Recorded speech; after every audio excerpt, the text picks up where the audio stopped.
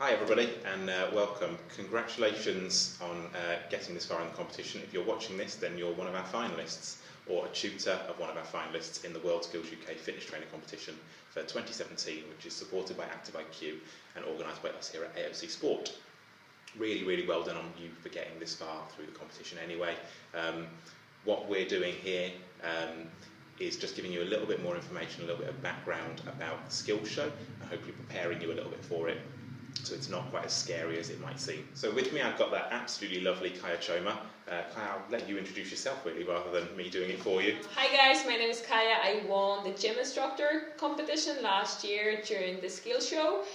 Today hopefully I'll be able to give you a few tips and advice on what to expect and how to achieve the best results during your upcoming final. And Christopher will be asking me all the tricky questions. Trying to trip her up as we go along. So, the competitors that are watching this at the moment, there are 8 of them, and they've gone through their passive stage, they've done their online tests and their videos, they've all competed at a live heat, and now they've been told that they've got a place at the finals, and we're leading now up to the skills show. So you can think back at last, August, September, and think how you felt at that point.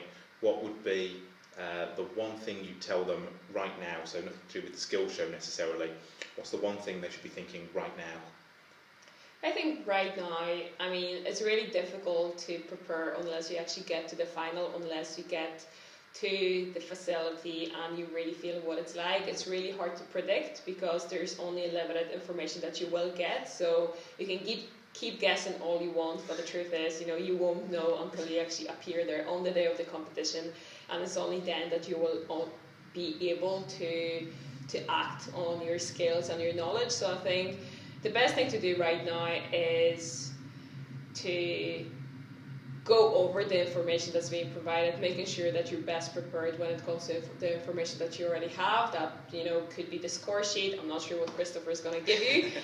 There might be nothing at all in your inbox, so it really just depends. But it's just to give yourself enough recognition for getting this far and for knowing that your skills must have been good enough to allow you to go into the final, and not to question your skills, your ability, your right to be at the final, and then just go with whatever you have. And that's a really good point as well. All of you, for just getting to the finals, are now part of this network called WorldSkills UK Skills Champions. So this is anybody who's competed at a UK level in any of the 50 different skills. You're all part of the same network. You all get the same training opportunities and exposure opportunities to go and sort of, some people go and talk in primary schools about their skill and the experience, and some people go and speak at the Houses of Parliament in front of select committees and just about everything in between, just for getting to the stage you're at the moment. So yeah, like Kaja says, really, really well done.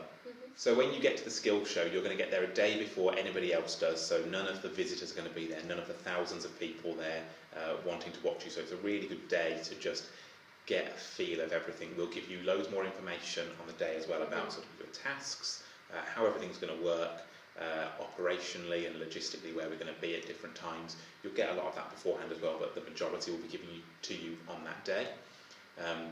It's really important that you come to it just yourself, so your tutor's not allowed to come, parent, guardian isn't allowed to come, you're not allowed to bring your clients. It is just you. You compete as you, as a fully fledged member of the fitness industry, so you come to it as a professional by yourself. I mean, how useful was that day as a familiarisation day? Just getting your head around everything. I think it was really good to be there, to show up, to have everything explained, to be told what to expect over the next couple of days. I think from what I remember, that first day was really beneficial in the sense that we did show up. All of the competitors, so obviously you knew who you were going against as well, so that was a useful thing.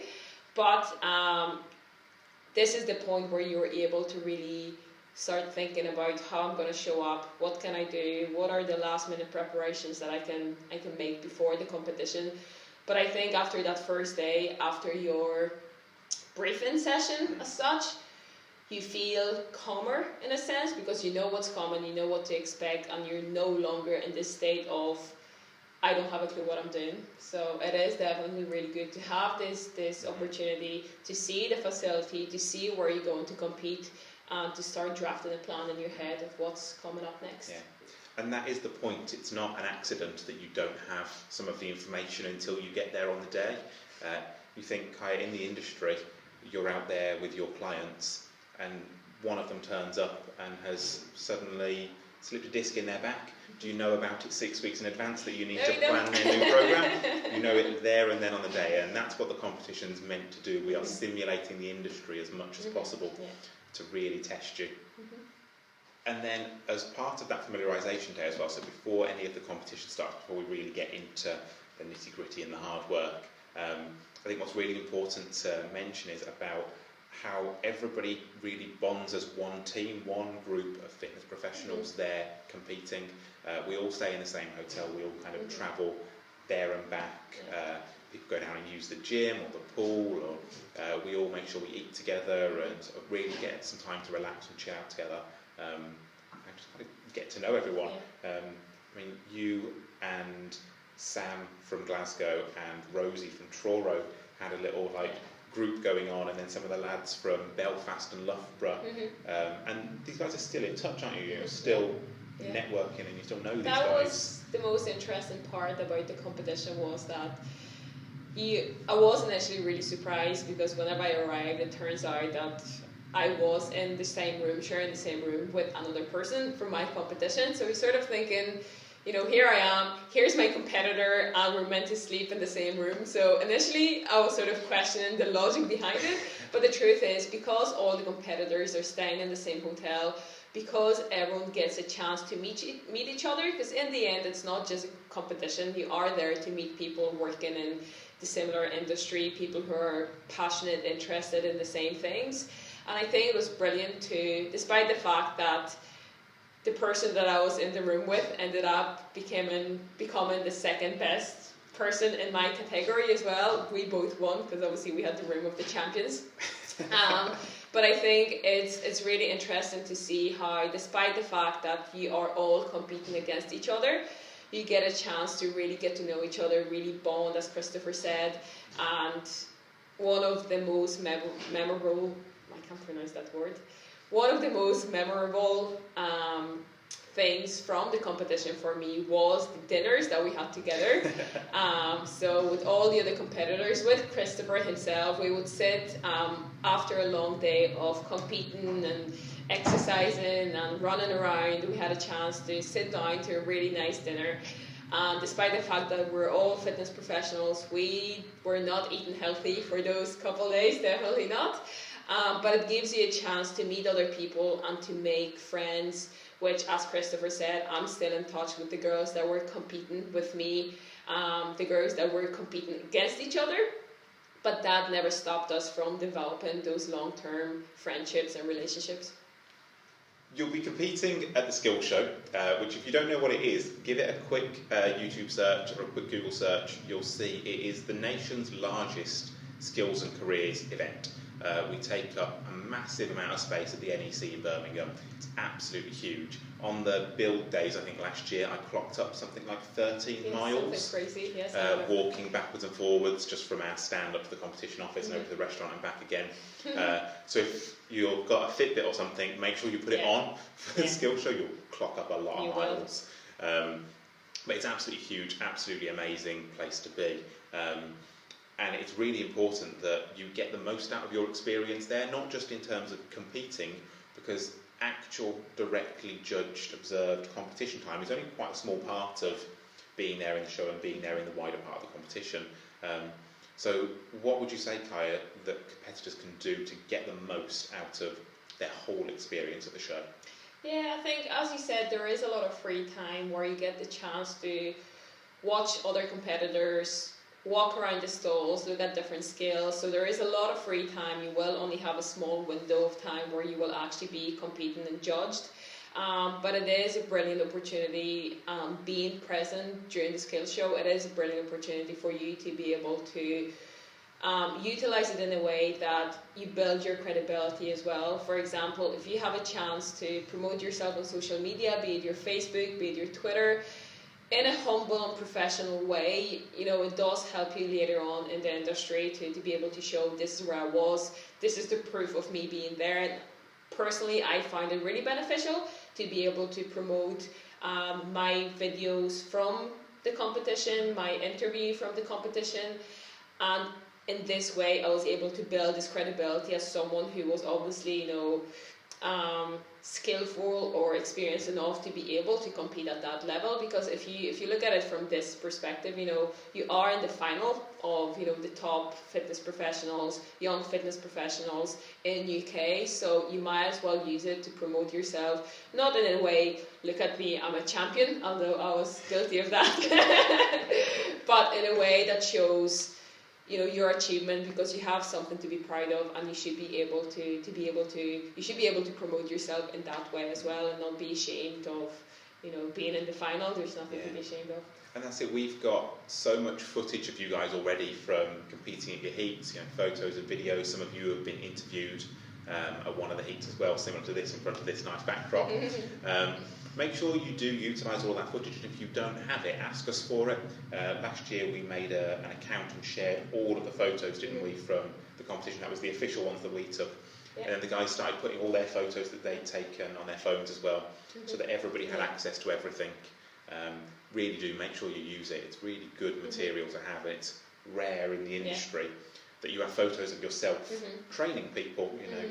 That's the sort of stuff you want. Especially for people just starting up, people who are looking to get into the industry. If you just finish your qualification, or if you're just, you know, pretty new when it comes to personal training, when it comes to working in the fitness industry, I think it is really important to have this footage of you showing that you are a professional, showing that despite the fact that maybe your CV doesn't have years and years of experience, you do have proof of, you know, working at a really high level, and you know, that can be shown through the pictures, through the footage from the skill show.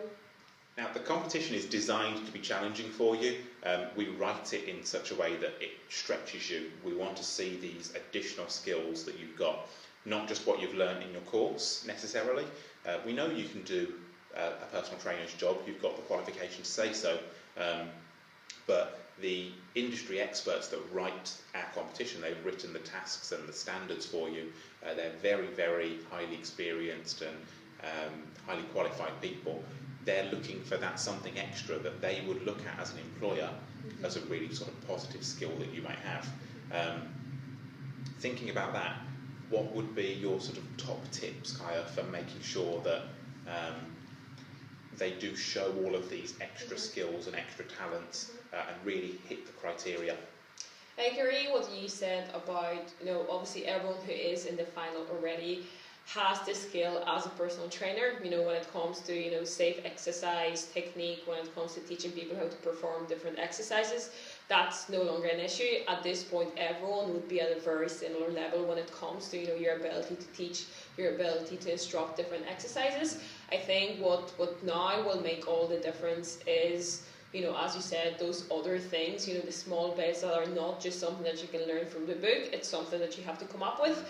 And I think when it comes to what I find really beneficial in my experience, and what I found that maybe other people didn't pay that much attention to, was, for example, making sure that you read and you understand all of the content that is being provided, any, you know, guidelines, sheets, any, you know, anything that's being said to you during the briefing session, because everything that you need to know will be said to you, will be explained to you, and you will be given, you know, different sheets, different pieces of content that will guide you through the whole experience.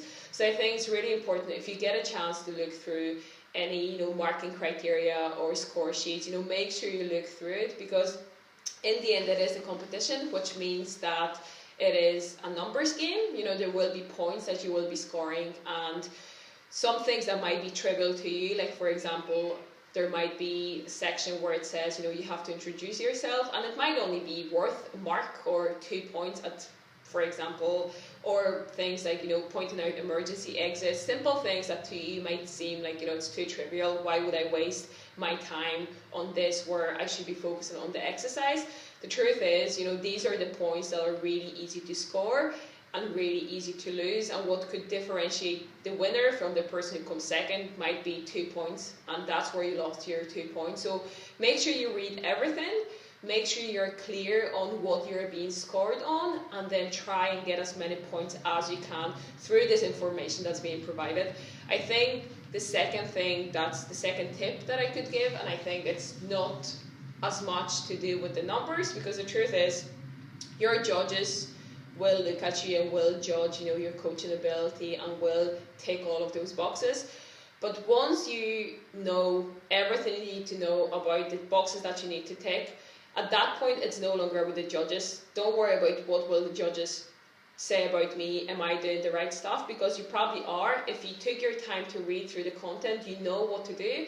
But at this point, what I did and what I think is the most important is to focus on your client and to focus on delivering the most amazing service that you can. Because if your client is happy, if your client is safe, if your client is engaged throughout the whole sessions, the judges will notice it. The judges will recognize your ability to engage. And I think, at a certain point, yes, it's about points. Yes, it is about ticking boxes, but it's also about you as a person.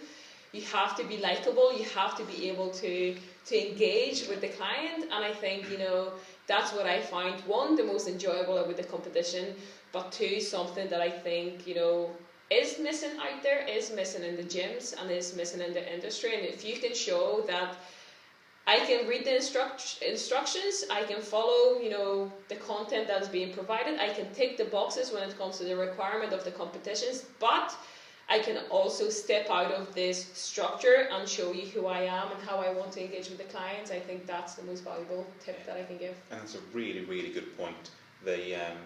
That's what the judges are looking for. Yes, there are a certain amount of tick boxes in there, things that you need to do, and you should learn what they are and do them. But a lot of what the competition is about is your social skills and your softer skills. How can you best relate to your client and understand their needs? As much as possible, you ignore the judges. They'll work around you and they'll mark and they'll see what they need to see. They will give you dirty looks as well. They will not give you dirty looks. As much as they might seem like sort of scary people, we have an amazing team of judges. They are absolutely brilliant. They are. And it's really difficult for them because they're not allowed to smile. They're not allowed to come and chat to you over dinner like I will, and the competition management team and the competition judging team. We're very, very separate for you guys as competitors. So the judges might ask you questions in a formal way about the competition, but other than when they sort of ask you things, you only really ever need to communicate with our head judge, and that'll be explained to you again there and then on the day. If after the competition you get to meet the judges, you'll find that they're absolutely lovely people. They really are.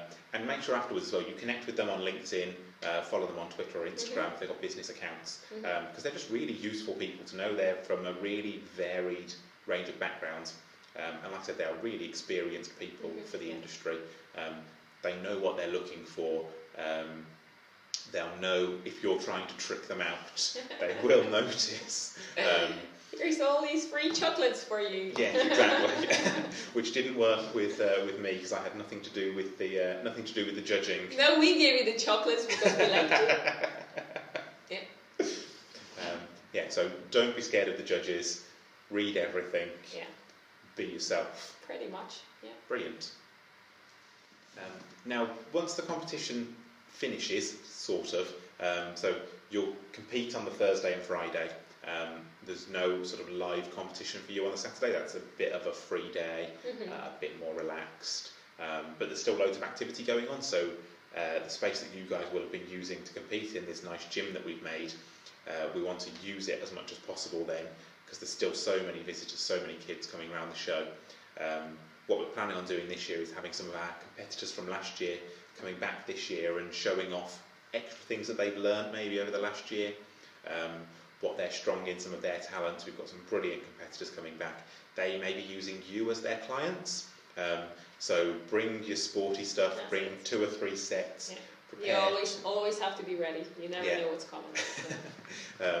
But it'll be a really enjoyable day that Saturday. It's really sort of chilled out. Something really exciting for this year as well, we'll also have our inclusive competition. So these are students that are working below a level 2, so below a gym instructor qualification, who have all got a disability, but they're still teaching and instructing within the fitness industry. They'll be taking part in their own version of the competition on our Saturday, and again maybe wanting to use a few of you as their clients for the competition. So just get involved really with that Saturday. You'll get some free time as well. You guys had a bit of free time to sort of go explore the show. That's what we did last year on Saturday. It was one of those days where, yes, the competition is over, so you're not stressed in a sense that you don't have to do anything anymore. But it's not really over because you still want to know, who won and who's the best and what's going to happen. So there is still that little bit of tension because suddenly you remember. I think that was one of the things that hit us on Saturday last year, was that everything is over, but suddenly you feel this tension. Suddenly after everything is done, you start to get competitive with other people, and that was a really fun experience. But Saturday is one of those days where you get the chance to relax, where you get the chance to walk about and see all the different skills or all the different stalls, get involved with what the skills shows offers, which is not just the competition side of things, but also the career opportunities, the networking opportunities, and it is really a massive, massive place. So there's plenty of things to do, and the same as we did last year, it wasn't a competition last year. It wasn't it was just a demonstration. But the guys were brilliant, and it was definitely something worth getting involved in and experiencing as well. So be prepared basically for anything. Have your gym gear on, and jump on any opportunity that is being offered to you, because it is a really fun experience. Yeah. Brilliant. You mentioned about that on the Saturday, sort of all that pressure's gone from the majority of the competition, but like we say, we're still waiting on the results. The results won't come out until the medal ceremony, which is on the Saturday night. So you've got quite a long wait, really. That pressure through the show, how do you deal with that? I think it was a really interesting experience because you have to embrace it and you have to accept that it's going to be there, because there's absolutely no point trying to fight it. You are going to be nervous. It is a competition. You are competing against seven other brilliant people. So, it is going to be totally natural to feel nervous, to feel stressed, to feel a little bit under pressure. But the truth is, at this point, you are already prepared. At this point, you already have the skills that you need to be there. And realistically, at that point, all you can do is really just do your best, be who you are, do what got you to that level, and don't try to suddenly change everything and be a completely different person, or put a mask on to pretend that you're some sort of totally different style coaching person when you're not. Just stick to what you were doing up until this point.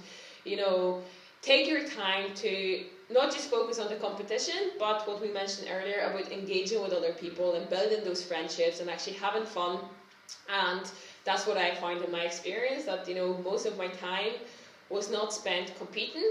It was spent hanging out with all the other competitors and having fun, and sharing our experiences, sharing our mistakes, sharing our worries as well. And as I said, it wasn't until Saturday, whenever we were all finished and we were sort of okay, so let's see what's going to happen now. And that's when a little bit of, it wasn't tension anymore because you're not nervous, but you have this anticipation to see what's going to come and, how well you actually did. So it's an important day. There will undoubtedly be things in the competition that you're not necessarily really comfortable with, or that challenge you, or that might set you back a little bit. They might be really challenging things for you to overcome. There's always going to be ways to overcome those. Always will be. And it's about thinking about how you can overcome certain challenges and certain setbacks. Thinking about the ones that you can plan for in advance, so you mitigate that risk on the day. You must have had setbacks in your competition. I did, and I think the judges do a really good job at preparing you for setbacks. I remember before our competitions, they would always explain to us, listen, you might make a mistake, but just keep going and don't let it throw you off. And I find that, in my experience as well, sometimes you might be not clear about what's expected from you, but then again, go back to your guidelines, it'll be explained somewhere. Or it always makes sense to ask someone like Christopher, or even the judges, if you really struggle, if you're really unclear about something, rather than risking doing something that you think is right that then might turn out to be totally wrong.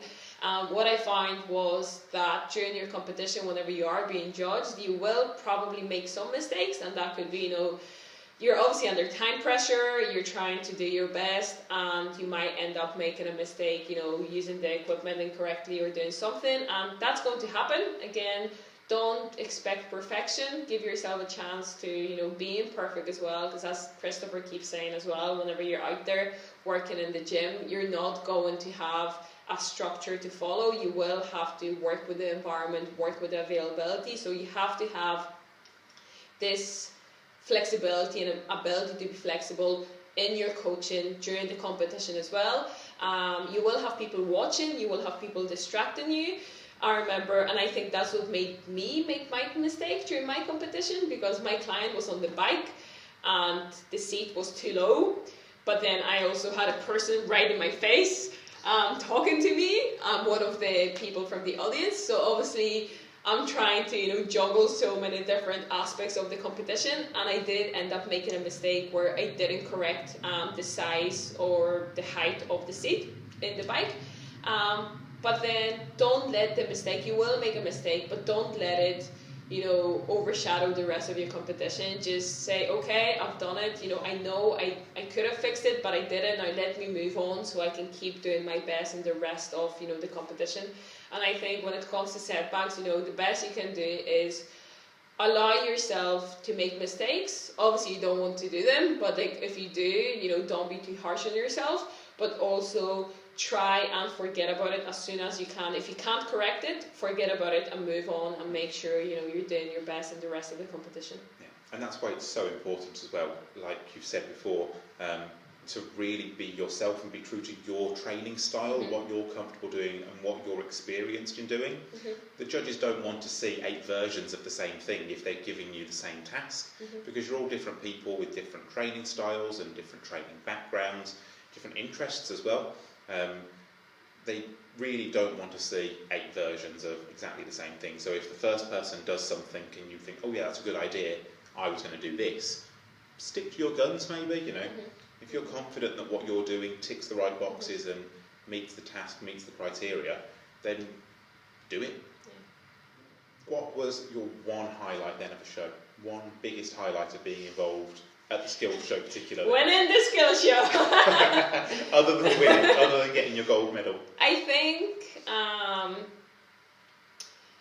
I was asked that question before, and to me what always stood out was this community side of things, was the dinners we had together, the time we spent with all our competitors, and obviously me and my roommate Rosie got really close.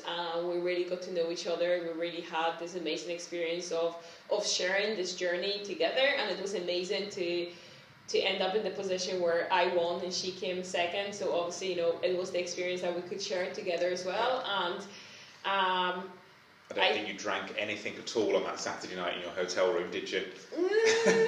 Don't know. But definitely what was really valuable for me is, I think it was coming back from the actual medal. The medal ceremony, yeah. Yes, whenever we were leaving, whenever we come back to the hotel, and obviously both of us wearing our medals around our necks, and just being able to appreciate this experience of, here we are, we gave our best, we met each other, we've made friends, and there's no specific highlight. I think the skill show itself was a really nice blend of competing and meeting other people and networking and really soaking in the experience. But then once everything was over, the highlight was the community, the people that you've met, the friends that you've made. And I think even a year later now, we're still staying in touch. We're still catching up on Facebook and Instagrams, following up on each other's journey, and obviously each one of us went in completely different direction, and that's what made it so special, was that we're not all alike. We have our different, as you said, different training styles, different preferences when it comes to how we approach training, who we want to train with, who we want to coach. And I think it was amazing to be in this position where you met a bunch of people who are as passionate about sport, about fitness as you are, but are completely unique and different in their own ways. Yeah, and we do encourage that. Putting two competitors in the same hotel room isn't an accident. It's not because we can't afford to put you in your own room. Even when some of the competitions go to international level, so they'll be flying out to Brazil, or they'll be flying out, actually it's in about 8 weeks from now, the team for WorldSkills UK are going to Abu Dhabi to compete at the WorldSkills International Competition. Even at that level, competitors from different skills still share rooms together, so you might have a bricklayer and a patisserie chef sharing a room together, because it's those bonds that you do keep for a very long time.